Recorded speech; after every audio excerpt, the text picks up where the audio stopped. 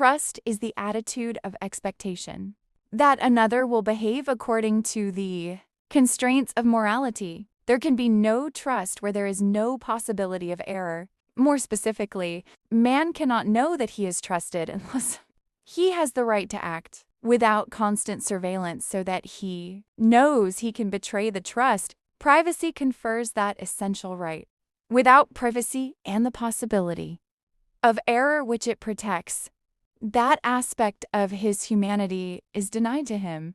The important relationship between trust and privacy that Freud describes is often overlooked in the contemporary literature on privacy, as well in the recent publications that focus on trust and trust-related topics, the 6 essays included in this special issue of Information. However, give us some additional insights into certain conceptual and practical connections involving the notions of trust and privacy. In this respect, the contributing authors expand upon the insight in Freud's classic work on the interconnection between the two concepts. The above-cited passage from Freud was written in the pre-internet era, when the kinds of concerns that people typically had about privacy, violations and breaches of trust had not yet been exacerbated by information, technology in general, and the World Wide Web in particular. However, the essays selected for inclusion in this special issue of Information provide readers with an analysis of some relatively recent privacy and trust-related issues, especially as they result from our increasingly networked world. In the first essay, Some Forms of Trust, Willem de Vries, University of New Hampshire, USA, examines 3 different forms, as he calls them. The concept of trust can take topic-focused trust, general trust, and personal trust. Of these, de Vries argues that personal trust is the most fundamental, argues that various forms of information, technology, IT, now pose some serious challenges for us, both in assessing and developing appropriate forms of the trust that is central to our personhood. As de Vries points out, however, his essay does not intend to address particular trust and privacy-related issues affecting IT, but instead aims to help sharpen our thinking about the nature of these concepts and to show why issues involving trust and privacy that arise in the context of IT should not be treated lightly. In this sense, de Vries' essay provides both a very nice philosophical and conceptual overview of the concept of trust in general and a rationale for why the specific kinds of trust and privacy-related issues examined in the 5 remaining essays in this special issue are indeed significant. De Vries' essay is followed by 2 articles that examine issues affecting personal identity and the self in the context of trust and privacy-related concerns involving IT in general and computer networks in particular. Massimo Duranzi, University of Turin, Italy, in his essay on personal identity through trust and privacy, argues that there is a strong link between privacy and trust in their competing attitudes.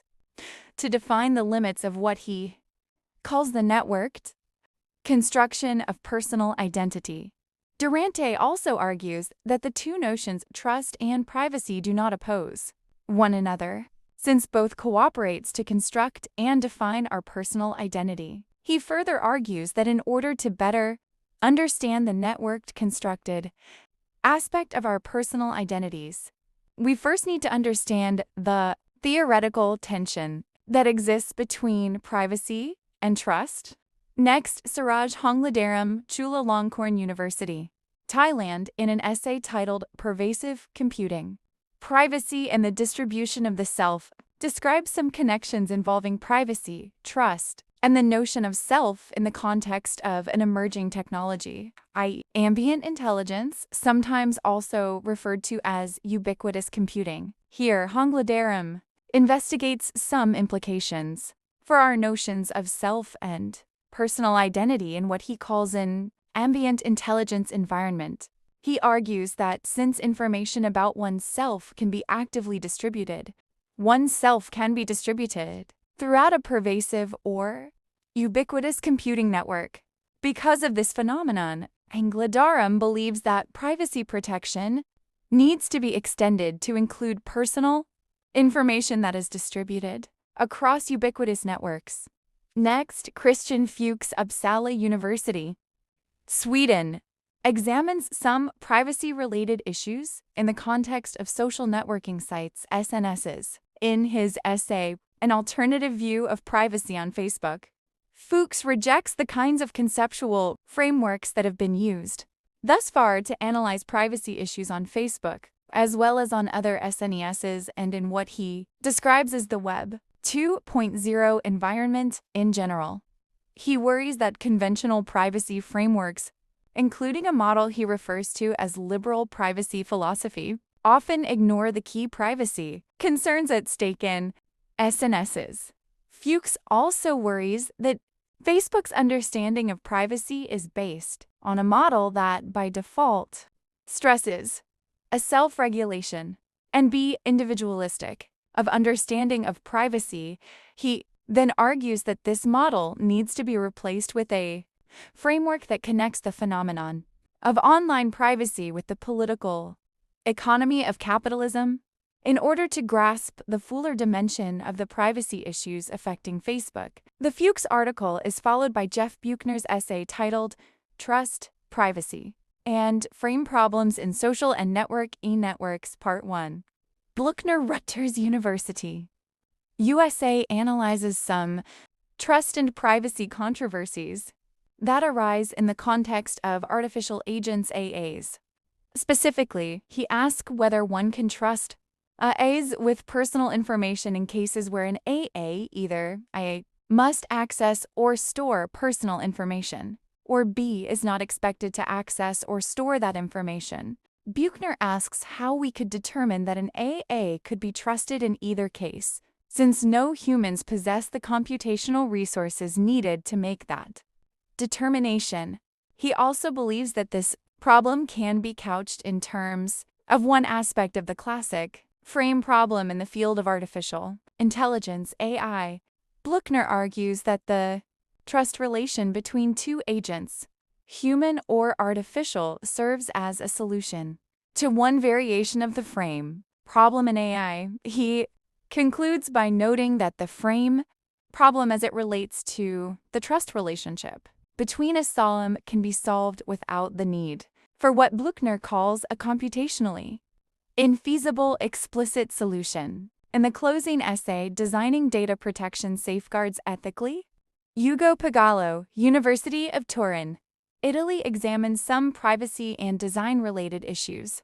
Pagallo, like Buchner, draws upon some investigations involving AI research. However, Pagallo's essay focuses more specifically on connections pertaining to AI and the law, especially with respect to what he calls values and modalities of design, in order to resolve some of the current issues affecting privacy and data protection. Pagallo argues that we need to adopt a stricter, more effective version of the privacy by design model. He also believes that doing this will help to reinforce people's pre-existing autonomy rather than having to build it from scratch. The guest editors wish to express their gratitude to the authors who contributed their essays to this special issue. We believe that the readers of this issue of information will find these essays stimulating and especially informative as we struggle to understand the plethora of trust and privacy-related controversies that continue to emerge in our network world.